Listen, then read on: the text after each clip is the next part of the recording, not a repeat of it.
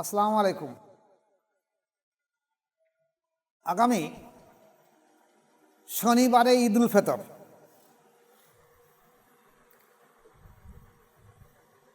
আমাদের এখানে শনিবারে ঈদ উল ফিতর। ঈদের শুভেচ্ছা বাংলা ভাষাভাষী মানুষ, ভারতবর্ষের মুসলিম বাপ এবং ভাইয়েরা, মা ও বোনেরা সবাইকে ঈদের শুভেচ্ছা। আশা রাখি সুষ্ঠুভাবে আল্লাহ পাক সবাইকে ঈদ করিয়ে নিয়ে নেবে। মোবারকবাদ জানাই ঈদ হিসেবে। সাবধানতা হিসেবে দুটো একটা কথা আপনাদের সামনে বলে দিয়ে দেই। আমাদের এখানে ঈদের নামাজ সকাল 9টায় হবে।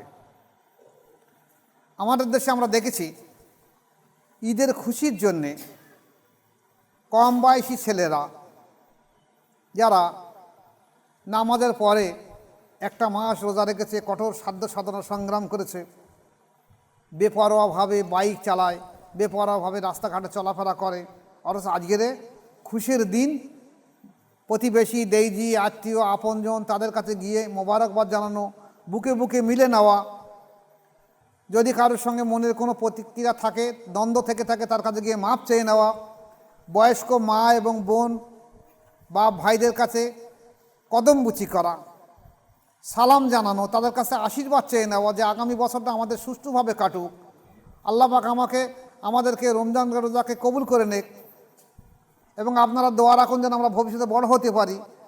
তা না করে দেখা যাচ্ছে বর্তমান প্রজন্মের ছেলেরা, বিশেষ করে যুবক ছেলেরা, তারা বেপরোয়াভাবে বাইক নিয়ে চলাফেরা করে, রাস্তাঘাটে চলাফেরা করে। এটা তাদেরকে আমি অনুরোধ করছি, তোমরা ঈদের খুশি হিসেবে এ কাজ করো না। দ্বিতীয় জিনিস হলো, মেয়েরা তারাও ঈদের আনন্দ করতে পারে বাড়ির ভিতরে ভালো পোশাক পরে, শ্বশুর শাশুড়ি, মা বাপ, দেইজি, প্রতিবেশী যারা বয়স্ক মানুষ তাদের কদমবুচি করবে, সালাম করবে, তাদের কাছে দোয়া চাবে, আশীর্বাদ চাবে যে আমি রমজান শরীফে রোজা রেখেছি 1 মাস, ভুলভ্রান্তি হয়তো অনেক কিছু ঘটে গেছে, আজকে ঈদের জন্য আপনারা আমাদের জন্য আশীর্বাদ করুন, দোয়া করুন। আপনাদের দোয়া এবং আশীর্বাদ আমরা ভবিষ্যতে বড় হয়ে উঠব।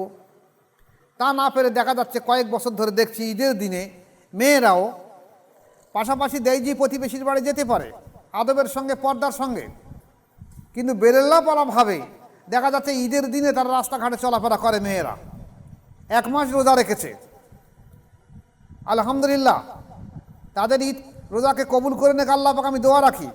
কিন্তু তারা যদি 1 মাস রোজা রাখার পরে আজকের ঈদের দিনে, আনন্দ খুশির দিনে, এই আনন্দ খুশির দিনে মা বাপ, ওস্তাদ, পীর মোর্শেদ, বয়স্ক মানুষদের কদমবুচি করা, সালাম করা, দোয়া চেয়ে নেওয়া যাতে আগামী দিনে আমরা আরও সুখী হতে পারে, ভালো হতে পারে, তা না করে যদি বেরেল্লাপনাভাবে মেয়েরা চলাফেরা করে, ছেলেরা যদি বেপরোয়া চলাফেরা করে, তাহলে ঈদ আমাদের কল্যাণ হলো কোথায়? আর 1 মাস রোজা আমাদের কল্যাণ আসলো কোথায়? রমজানের মাধ্যম দিয়ে যে আমাদের চরিত্র পরিবর্তন হওয়া, তাহলে হলোটা কোথায়? এই যদি আমাদের চরিত্র হয়ে থাকে তাহলে আমাদের লাভটা কী হবে? তাই আমি গ্রামবাসী, দেশবাসী, প্রতিবেশী সমস্ত আপামার, মা বাপ, ভাই বোনদের কাছে অনুরোধ রাখছি, আগামী শনিবার আমাদের দেশে ঈদ উল ফিতর। সবাইকে শুভেচ্ছা, মোবারকবাদ, সবার জন্য আশীর্বাদ, দোয়া রাখি, আল্লাহ সবাইকে সুখী করুক, ঈদ খুশি কাটুক, রমজান শরীফের রোজা সবাইকে কবুল করে নেক, ভুলভ্রান্তিগুলো সংশোধন করে দিয়ে, আর ঈদের দিনে শান্তি সম্প্রীতিরভাবে সবাই চলাফেরা করুন, যেন সমাজের কোনো বিশৃঙ্খলা করবেন না, সুষ্ঠুভাবে আত্মীয়, দেইজি, প্রতিবেশীর বাড়ি যাবেন, পায়েস, মিঠাই খাবেন এবং অপরকে দেবেন, সৌভ্রাতৃত্ব বন্ধন হবে, বুকে বুকে মিলে নেবেন, গলায় গলায় মিলে নেবেন, পদচুম্বন করবেন, কদমবুচি করবেন, যেগুলো শরীয়তের সুন্নত, সেই পদ্ধতির মাধ্যম দিয়ে দোয়া আশীর্বাদ চেয়ে নেবেন, যাতে আগামীতে আমরা আরও ভালো হতে পারে, বড় হতে পারি, যেন সত্যিকারে আমরা মুসলিম হতে পারি এবং ইমানদার হতে পারি। এই পর্যন্ত আল্লাহ পাক সবাইকে তৌফিক দেখ, সুষ্ঠুভাবে ঈদ কাটুক, আমি দোয়া রাখি। আসসালামু আলাইকুম। পূর্ব কাটালে মোজাদ্দেদ দরবার শরীফ থেকে আমি খাস করে সবার জন্য দোয়া রাখি, ঈদের শুভেচ্ছা রাখি। আসসালামু আলাইকুম।